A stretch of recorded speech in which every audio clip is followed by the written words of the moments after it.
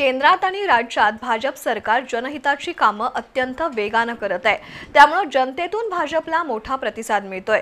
येणाऱ्या काळात हुपरी परिसरातील घराघरात भाजपचा झेंडा पोहोचवण्यात येईल। संपूर्ण हातकणंगले तालुका भाजपमय केला जाईल। विधानसभेच्या पुढील निवडणुकीत हातकणंगलेचा आमदार भाजपचा असेल असा दावा माजी मंत्री प्रकाशराव आवाडे यांनी केला। हुपरी इथं भाजप पदाधिकारी मेळाव्यात ते बोलत होते। हातकणंगले तालुक्यातील हुपरी इथं भाजप मंडल अध्यक्ष निवड आणि कार्यकर्ता मेळावा पार पडला।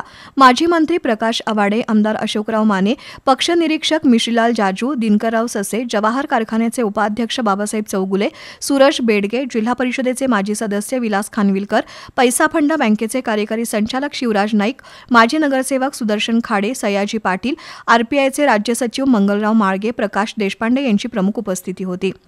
यावेळी प्रकाश आवाडे यांनी उपस्थितांना मार्गदर्शन केलं। आगामी स्थानिक स्वराज्य संस्थांच्या निवडणुकीत सर्व ठिकाणी भाजपचा झेंडा फडकणार असल्याचा दावा आवाडे यांनी केलाय।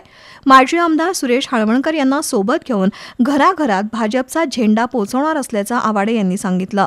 मात्र भाजप हुपरी मंडल अध्यक्ष निवड आणि पदाधिकारी मेळाव्याला ज्येष्ठ नेते महावीर गाठ उपस्थित राहिले नाहीत, त्याची चर्चा सुरू होती।